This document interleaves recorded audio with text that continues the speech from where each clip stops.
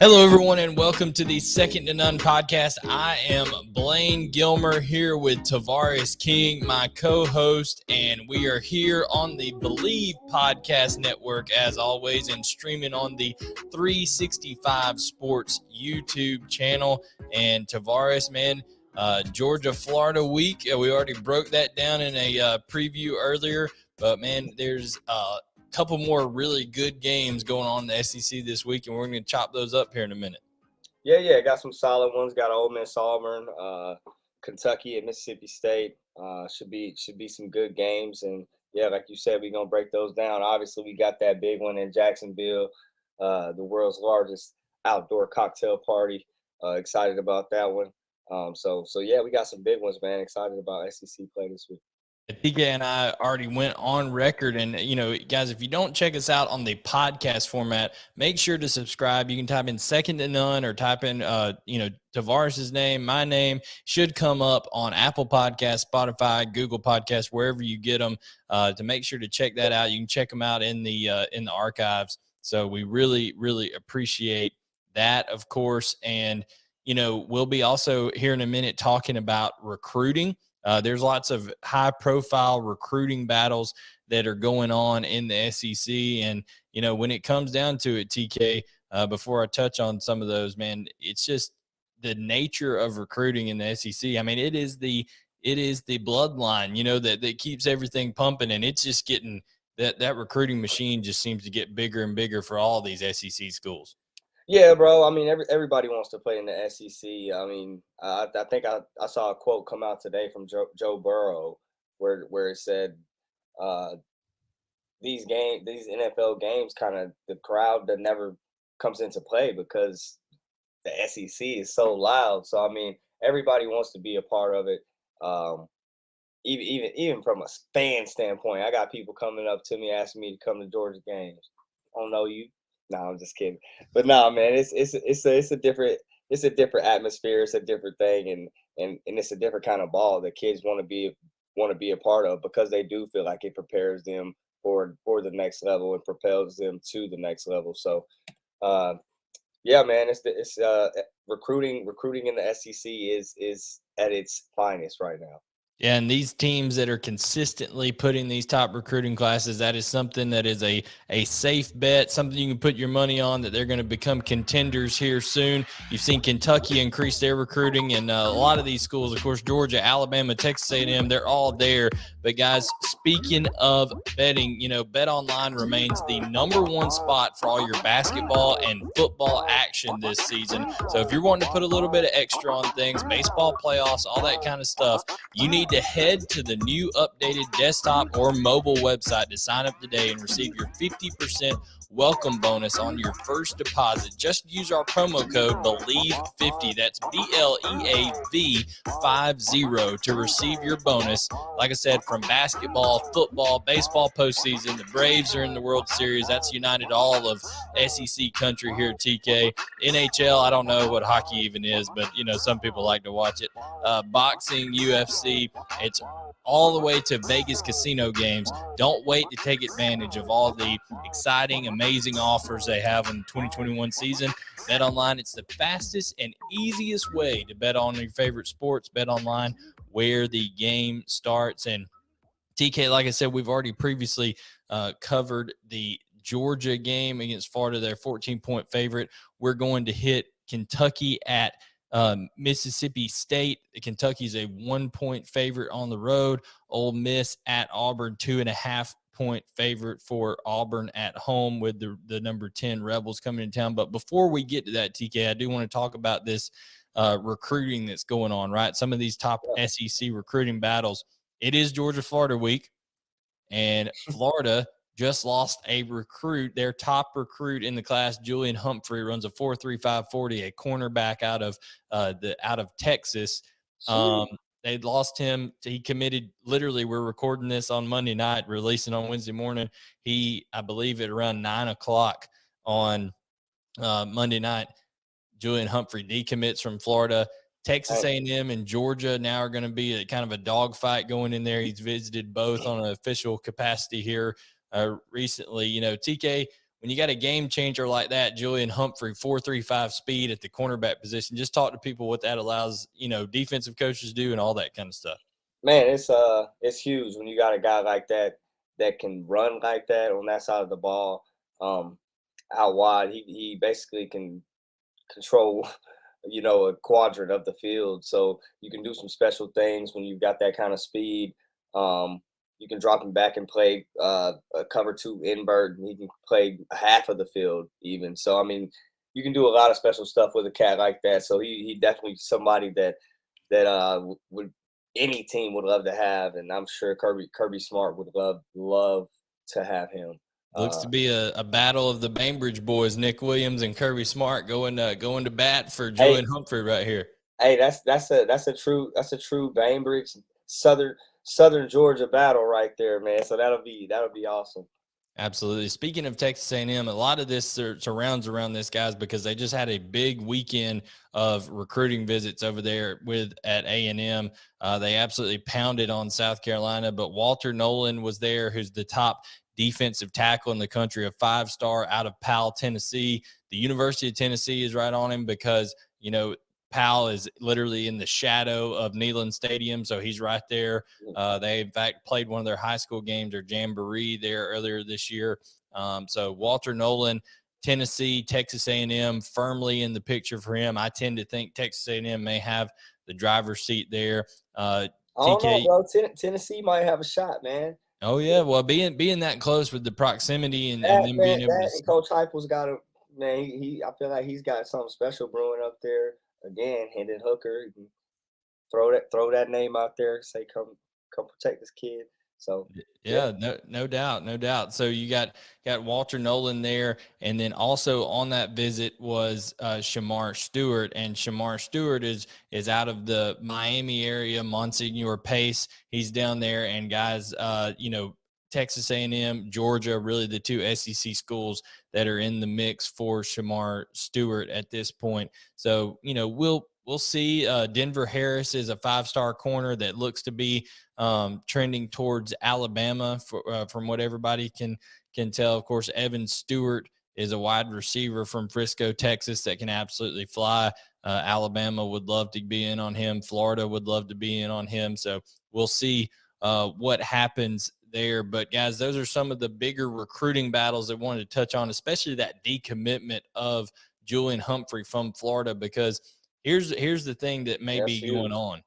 Not only TK has Julian Humphrey decommitted from Florida, but they're formerly a guy who was rated even higher than Julian Humphrey, Shamar James, a linebacker, inside linebacker from Mobile, Alabama. He decommitted from Florida last week. And both of these decommitments come on the heels of visits to the University of Georgia. Here's my thing, TK. I think, at times there are times where coaches make a decision in season to say, hey, next year we're moving on from this coordinator. And Todd Grantham may have already been told, hey, it's not going to be you next year, dog. And they have to communicate that kind of stuff to recruits, Well, I mean, you take it a step further.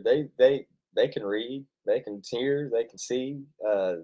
We talked about it earlier. That seat is getting a little hot down there. So Dan Mullen, even in that sense, might not be safe. So guys might be taking that into account as well.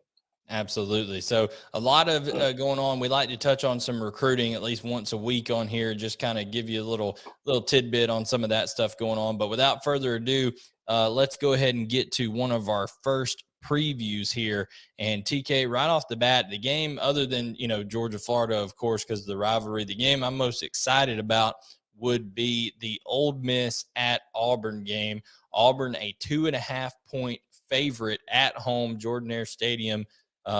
First of all, before we, dig into this matchup, you've played there in Jordan-Hare. You know what these big game atmospheres are like over at Auburn. Do you feel like Vegas is just factoring just the atmosphere alone in a lot to this line with number 10 Ole Miss coming into town? I think atmosphere definitely plays into it. We've all seen a lot of magic happen in Jordan-Hare Stadium. So definitely a lot of a lot of good things happen there. So that might play into a little bit of what Vegas got going on. But man, I personally think that uh, this Ole Miss team is kind of rolling right now, and the reason for them rolling is Lane Kiffin, man. He's got everybody believing in what's going on, and we talked about it on the show before. I think I've said it that they find a way to win, and somehow that motto has went from this show to that locker room. It's their motto. They find a way, and then they do find a way with guys out wide, banged up. Um, Matt Corral hasn't been able to really do as much as he needs to do or wants to do through the air. Used his legs a lot. Yeah, a lot of his production has been on the ground. So with guys banged up, they've still been getting it done. So I think they definitely have their work cut out for them, but find a way has been their motto, and I think they might just find a way this weekend. But they definitely got their work cut out for them in Auburn, and with a guy like Bo Nix at the helm for them, he's been a different player since he's came back after being not suspended, after being benched. So I definitely think that they got their work cut out for them. Oh, no doubt. It's going to be a tough environment. But one thing that I see about this Ole Miss team is you just kind of look at the trends. TK this year, right? They've played Louisville on a neutral site. They beat Austin Peay at home. They beat Tulane at home. They go to Alabama, which Alabama's tough enough, but you go to Alabama. They play subpar there. Come back home, winning a shootout against Arkansas. Go on the road to Tennessee. Have some struggles there at a certain point in time, but it's still a good win over an improving Tennessee team. Then come back home and demolish LSU. And, now they go into another hostile environment. This will be definitely, I think, the most hostile since that Alabama game. So how do they handle it, right? Have they learned from that previous experience in Alabama? Because that's the mark of a true a good team, right? And a good coaching staff. They're able to learn from previous experiences. They weren't able to run the ball a lick against Alabama, and Alabama doesn't have the greatest run defense in the world. It's obviously going to be good, but this year that's been a chink in the armor for them where they've been able to give up some rushing yards. So, can they run the football effectively against a good Auburn defensive front? We'll see. We'll see how that ends up happening. I think that one of the bigger matchups in this game is going to be flip that around, their run defense. They did a great job of shutting down an LSU team, I think, to 77 rushing yards after LSU just ran for 321 on Florida. So that 3-2-6 defense that you see, that has a lot of gaps up there up front, they were closing them down in a hurry.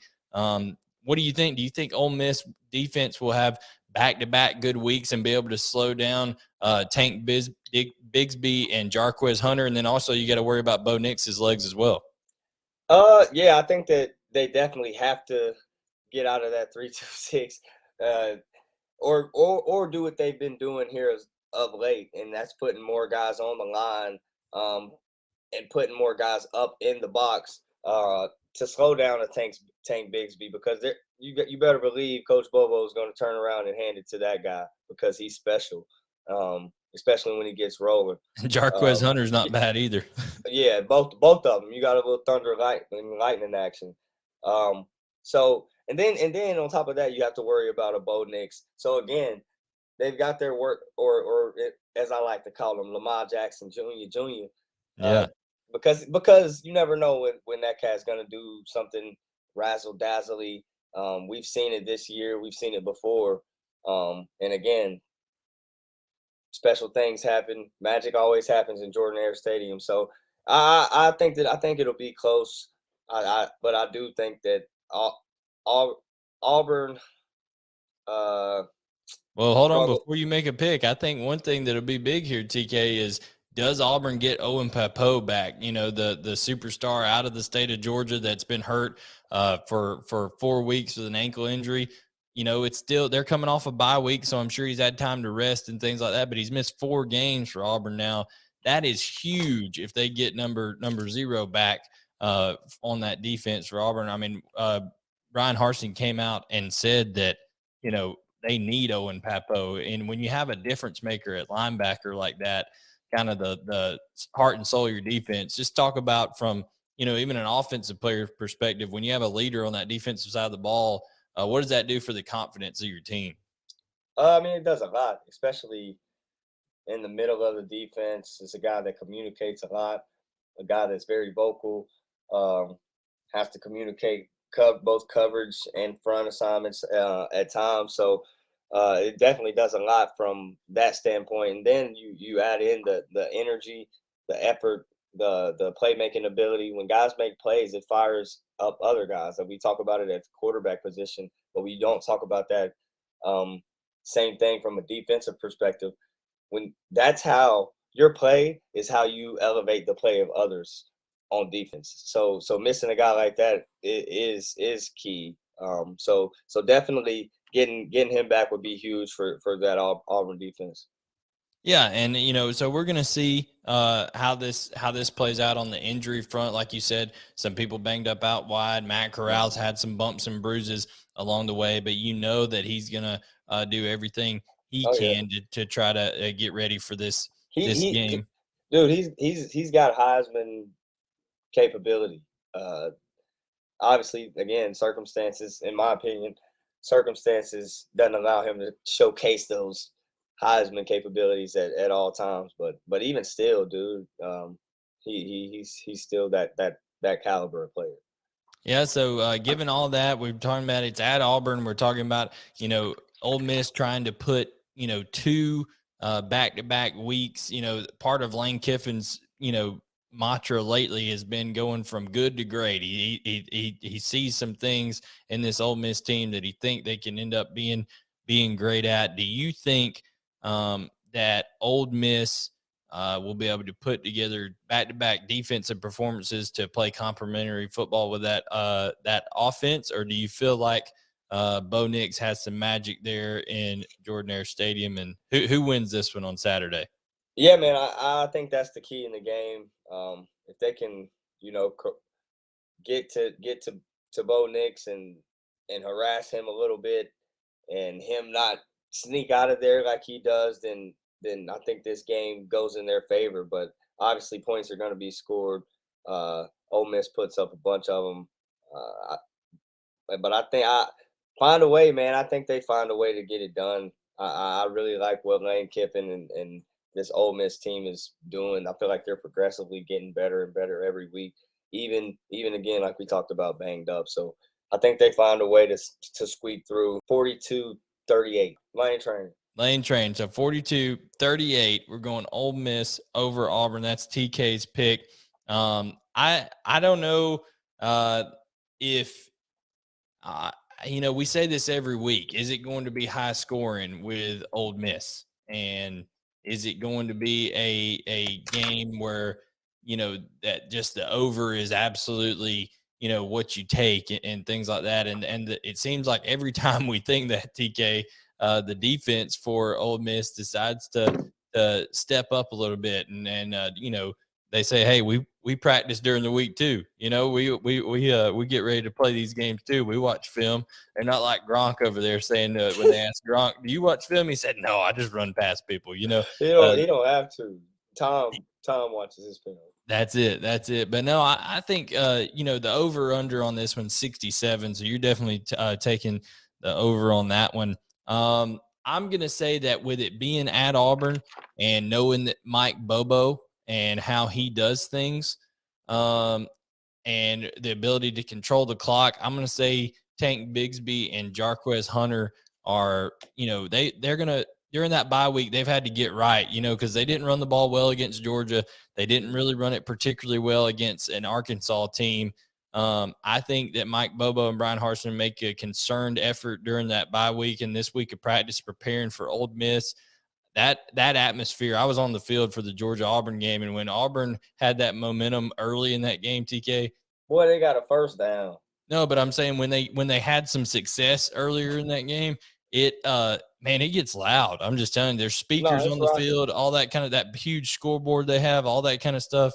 It gets really loud. And I just don't know that Ole Miss, even though Lane Kiffin and that program have done a lot of good things this year, I don't know if they're quite ready for that environment. Maybe they've learned from Alabama. We'll see. I will say this. I think Auburn's crowd is much louder than Alabama's crowd. Alabama's a more, hey, we're entitled, entertain me type crowd, like, hey, do something great so I can golf clap type deal. They used to this.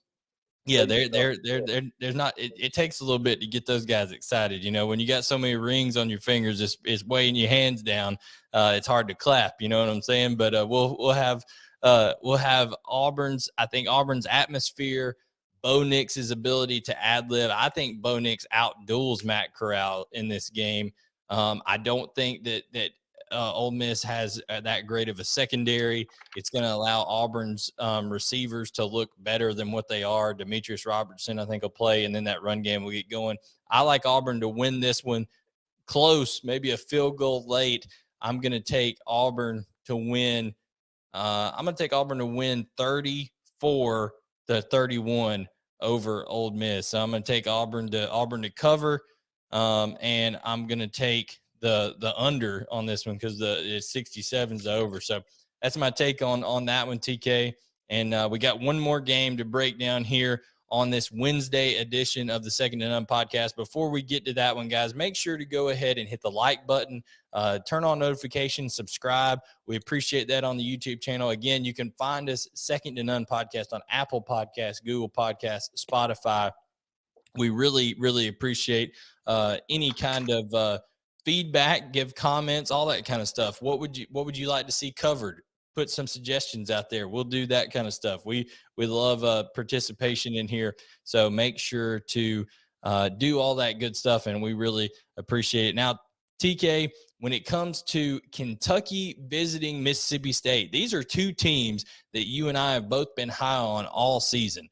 Really, really like what Zach Arnett and that Mississippi State coaching staff under the direction of Mike Leach have done there. And it is a totally different vibe this year with Mississippi State. Year two of that program under Mike Leach, you can start to see some of that culture, that kind of almost that carefree, we're not scared of anything mentality that Leach has come out in this team. Yeah. And I love every bit of Coach Leach's swagger, bro. The air raid offense is special. In the way that they play is his style. They play fast. They take chances. And it's fun to watch. But with that, you got to be able to play a little defense, and that's something that I think that has been the most impressive this year, is that those guys have gotten so much better. Early on, we were a little worried about. They gave up 34 to La Tech, and then they turn around the next week and then hold a good NC State team. Well, we thought they were good. Maybe they weren't so good. They lost to Miami this past week, TK. Yeah, well, they were good. They were good at the time. Yeah, they were good at the time. But no, man, I think that's the most surprising thing about this Mississippi State squad is Zach Arnett and that defense, bro, and the way that they've been able to slow folks down. Just enough for that air raid to be enough to get by. So I mean, excited about this game as well. Obviously they got some work cut out for him with Will Levis and his goons out wide coming into town, because he's got several that could make a play. Obviously Wan'Dale. Is Josh Ali healthy? He didn't play in the Georgia game, so we'll see. He's healthy. Yeah, I mean, he's got weapons galore. So definitely that defense has their work cut out for him with Chris Rodriguez coming into town. It'll be a special day, I think, for him. It could be on the ground. So I mean, he's a special player. So we'll see what happens. Yeah, I mean, you look at this Mississippi State team; it's just consistency, right? And that's to be expected. Can we It's year 2 of the program. Can we see the Mississippi State team that beat Texas A&M the week before Texas A&M went and beat Alabama? You know, I mean, that's the question. Or are we going to see a LSU a team like the game they played against LSU, where they basically sleptwalked for 3 quarters and tried to make a frantic comeback in the 4th quarter? So, you know, it's just depending on what team you're going to see coming off a 45-6 romp over Vanderbilt, non-conference game, right? That Vanderbilt doesn't count, not in conference. You know, yeah, that's what I'm saying. Who? We don't know. But, you know, 1 point underdog at home. I like, you know, I was ultra impressed with Will Levis against Georgia. The way that he handled, I mean, that is some intense pressure coming after you with that front 7 that Georgia has. And he didn't put up eye-popping numbers or anything like that, but the way, TK, that he used his athleticism and, you know, moved in the pocket. I'm not talking about scrambling off for big gainers or anything, right, but right. Real pocket movement. I get what you're saying. He would just move, you know, he would just move subtly here and there, and also, you know, even backpedaling to his left a little bit, trying to get open. Wan'Dale Robinson, he actually could have had 2 touchdown passes in that game that went in and out of receivers' hands in that game. So Kentucky really showed me something. In fact, on the other show that I do, CFB Unfiltered, I have Kentucky in my own personal top 10 at number 8 in the country. I think they're that good. But Mississippi State, that home environment with those cowbells and stuff like that, you cannot discount. We've learned one thing, TK. Home field advantage is ridiculous this year. Yeah, I don't know if it's all the built-up frustration of not having home games last year or what, but their fans are just rockets this year, man.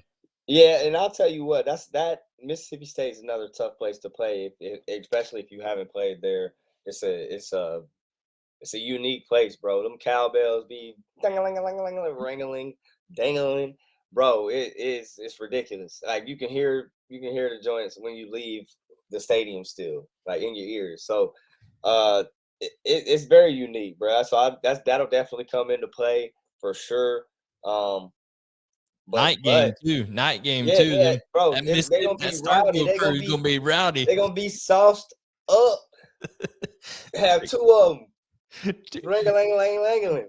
Two cowbells and a handle in their boot. You know what I'm saying? Oh, man. What is gonna be lit in there, man? So definitely they got their work cut out for them. But on the other side of that, like we talked about, Coach Stoops and that defense, they're solid too, bro. So it'll be a fun battle. Be a fun battle down there. What's the what we say? 1 point to who? It's 1 point favorite.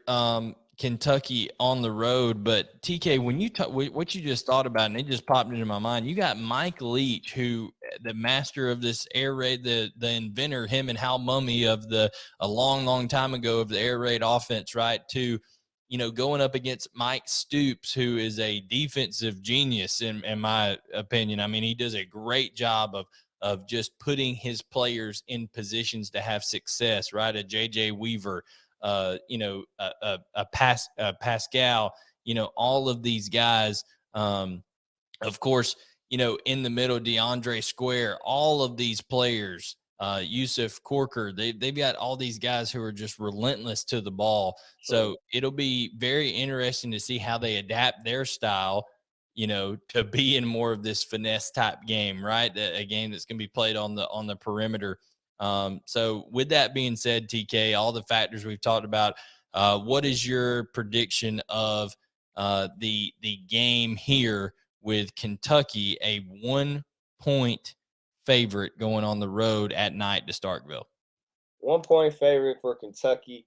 Can I get an over? What's the over? Over under is only 47.5. So I think they're giving a lot of credence to both of these defenses. You know, these are 2 very good defensive teams throughout this year, honestly. So over under is only 47.5. That's probably the lowest under that a Mississippi State game's had in a while. That's what I was thinking before I was gonna write my score in here. All right, I'm taking. Man, I don't think they can handle them cowbells down there, brother. Now that I was just thinking about, I can hear them right now. I'm PTSD. Yeah, bro, Christ. I'm taking Mississippi State to win this game, bro.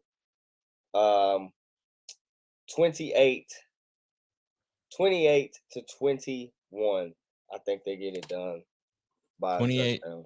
28-21. I got you. So I just think really highly of Mark Stoops and his staff, Liam Cohen, what he's been able to do there offensively. I thought his game plan against Georgia was phenomenal. They just didn't have the horses to run that race. You know what I'm saying, in terms of getting after it for the entire game.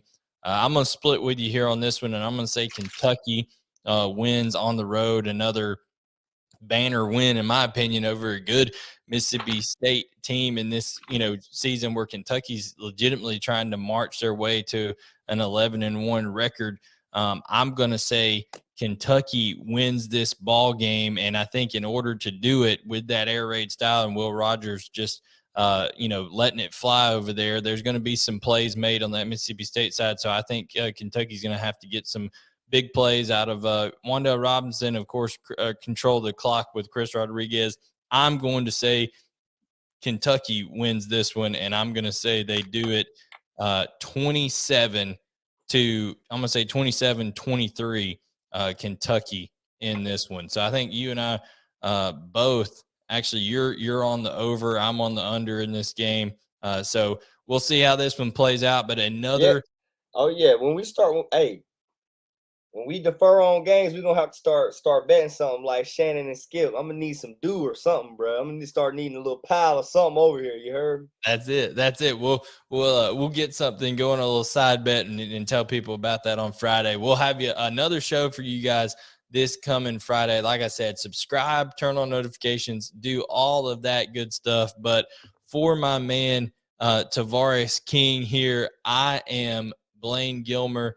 And guys, we will catch you next time on the Second to None podcast, brought in partnership by the Sideline Sports Network. You can see their stuff down at the bottom. But guys, we'll catch you on Friday, and just get ready for another big week of SEC football.